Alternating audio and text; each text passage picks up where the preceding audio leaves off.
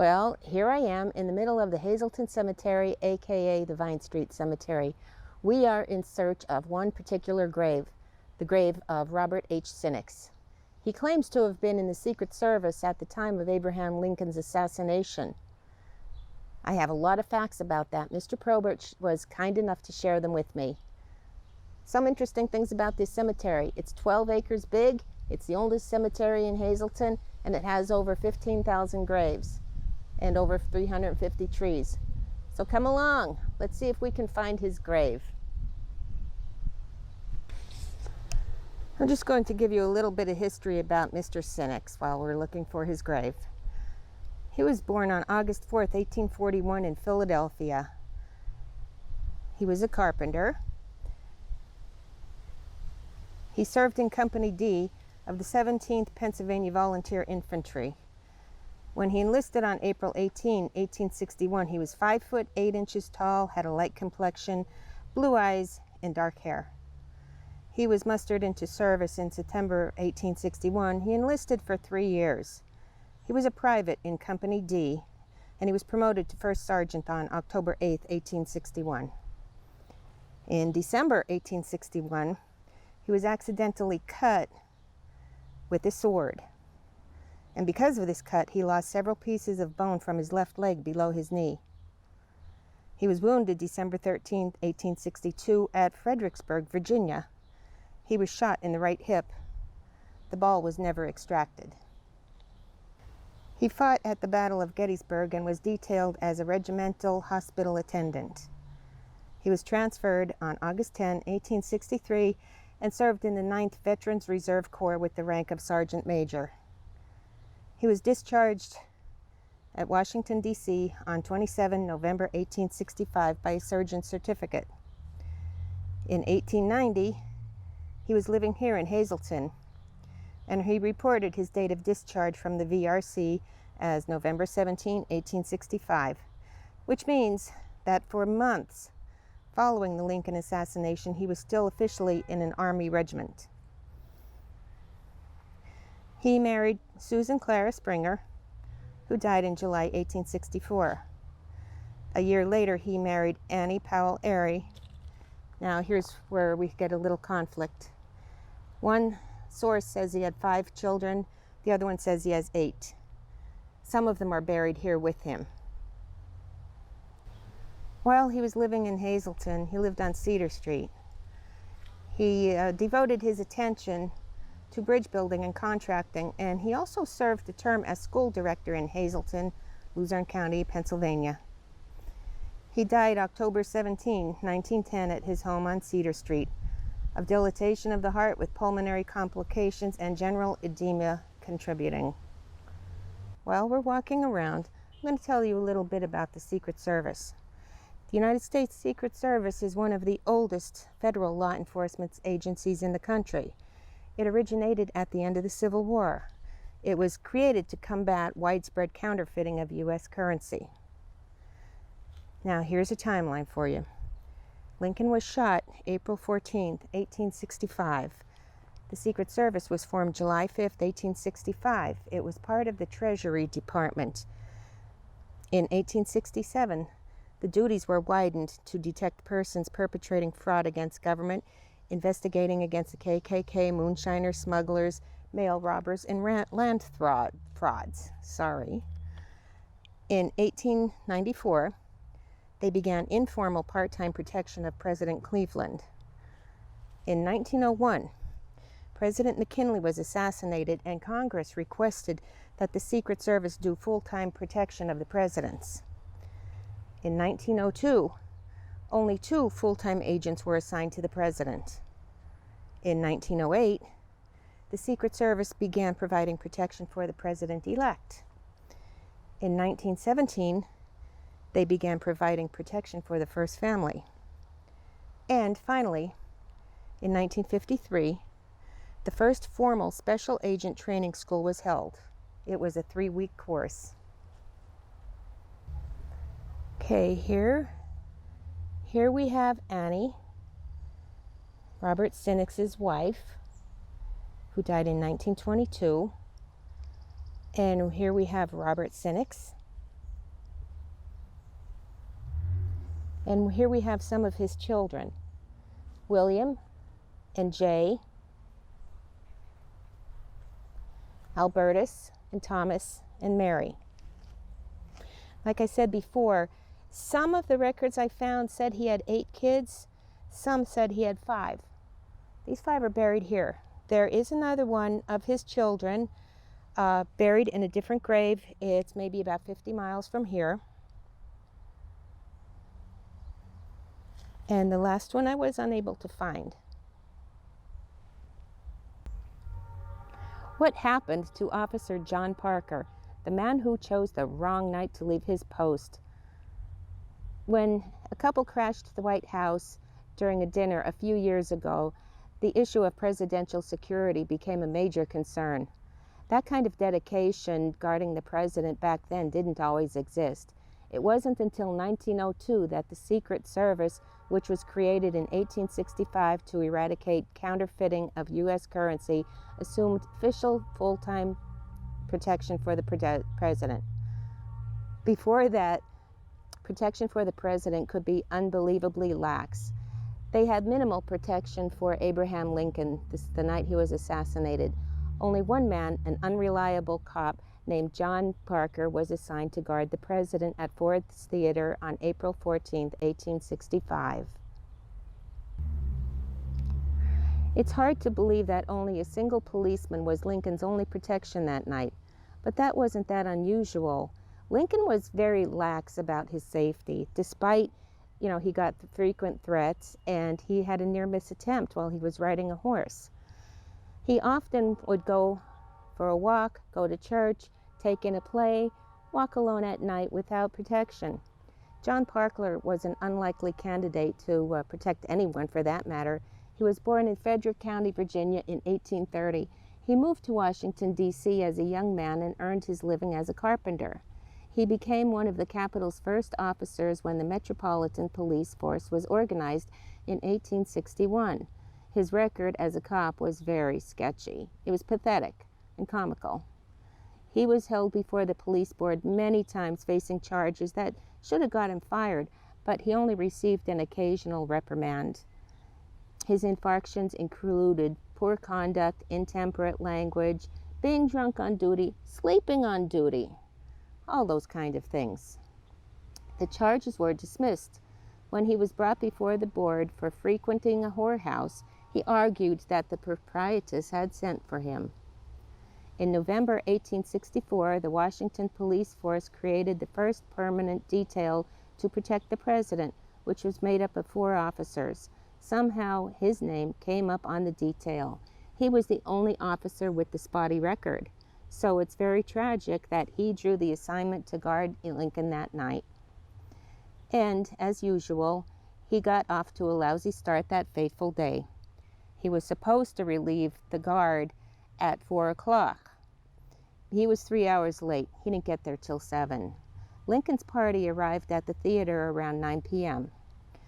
The play had already started when the president entered his box directly above the right side of the stage. The actors paused as the orchestra struck out "Hail to the Chief." Lincoln bowed to the audience and then took his seat. Parker was seated outside the president's box in the passageway behind the door. From where he sat, he couldn't see the stage, which upset him.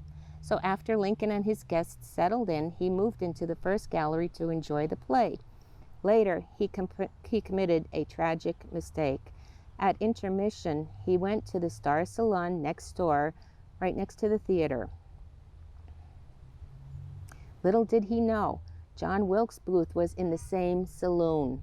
He was mustering up liquid courage to go do that fateful deed.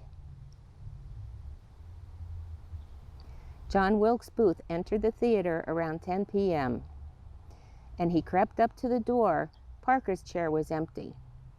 Some of the audience may not have heard the shot because Booth timed his attack to coincide with the scene in the play that always sparked loud laughter. No one knows for sure if Parker ever returned to Ford's Theater that night. When Booth struck, the vanishing policeman's whereabouts were unknown. Even if he had been at his post, it is not certain he would have stopped Booth, because Booth was a well-known actor. He was a member of the famous theatrical family. They were like Hollywood stars. he may have been allowed in to pay his respects to President Lincoln. Lincoln knew of him. He had seen him in several plays. The fellow presidential bodyguard, William H. Cook, could not accept any excuses for Parker. He held him directly responsible for Lincoln's death. Had he done his duty, President Lincoln would not have been murdered. Parker knew that he had failed his duty. He looked like a convicted criminal the next day, Crook said. Parker was charged with failing to protect the president, but the complaint was dismissed a month later. No local newspaper followed up on the issue of Parker's absence, nor was Parker mentioned in the official report of Lincoln's death. Why was he let off so easily? Perhaps with the hot pursuit of Booth and the co-conspirators in the aftermath, his issue seemed like too small a fish, or maybe the public was just unaware that a bodyguard had even been assigned. Incredibly, Parker remained on White House security after the assassination. He was supposed to guard Mrs. Lincoln. She did not like it. Mrs. Lincoln said, "So, you are on guard tonight. On guard? You're guarding the White House after helping to murder the president?" Strong words. I can't blame her. Mrs. Lincoln snapped that she would always consider him guilty and ordered him away. Some weeks before the assassination, she had written a letter on Parker's behalf to exempt him from the draft, and some historians think that she may have been related to him on her mother's side. Now, Parker remained on the Metropolitan Police Force for 3 more years, but his shiftlessness really did him in. He was fired on August 13, 1868 for once again sleeping on duty. He went back to carpentry. He died in Washington in 1890 of pneumonia. Parker, his wife, and their 3 children are buried together on the Capitol's Glenwood Cemetery, which ironically is on present-day Lincoln Road. Their graves are unmarked. There are no photographs of John Parker. He remains a faceless character. His role in the great tragedy is largely forgotten. On April 24, 1865, 10 days after the assassination, Adjutant General Sewell, he was the commander of the 16th New York Cavalry, he appointed Joseph Snyder captain. He was in charge of the group that was supposed to hunt down John Wilkes Booth. 2 days later, they caught up with Booth and his accomplice, Mr. Harold, in a tobacco barn near Port Royal, Virginia. Booth refused to surrender. His accomplice did surrender. Sergeant Boston Corbett fatally shot Booth through a crack in the side of the barn. Daugherty stated that the bullet struck Booth in the back of the head, severing his spinal cord. He died 2 hours later. Daugherty and the men of his regiment returned to Washington, D.C. on April 27, 1865, with John Wilkes Booth's body. Now, more about Robert H. Sinex. Sinex claims to have been in the Secret Service at the time of Lincoln's assassination. Lincoln was assassinated April 14, 1865. The Secret Service was formed in July 5, 1865, 3 months after the assassination. It's hard to be in an organization at the time of the assassination, you know what I mean? Anyhow, that's one conundrum. Number 2 conundrum is that he claims to also have been at John Wilkes Booth's capture, and he claims to have heard John Wilkes Booth's last words. Now, Booth was captured by a regiment from New York. Sinex was in a regiment from Pennsylvania. There's another conundrum. Sinex also claims to have been in the theater at the time of Lincoln's assassination. Now, in all likelihood, it's very possible that he was. Abraham Lincoln invited General Grant to attend the play with him that night. The soldiers loved General Grant, so a lot of soldiers were in the theater that night. Now, General Grant unfortunately could not make it to the theater that night, so he sent somebody else as his representative.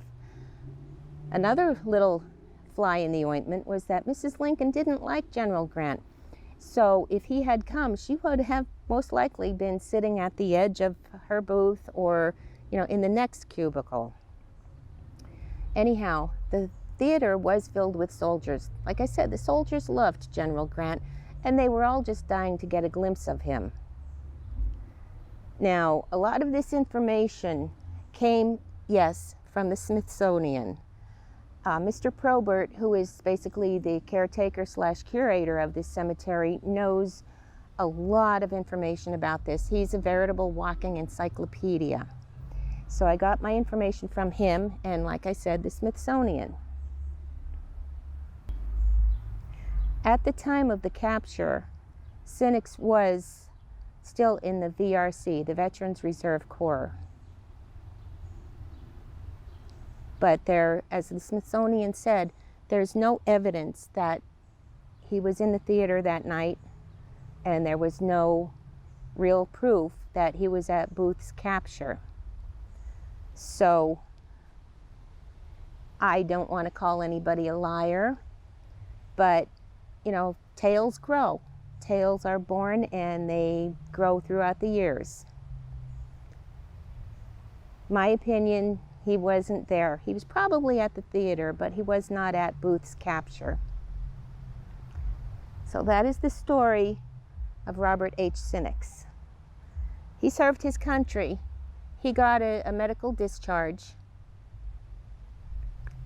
Rest in peace, buddy.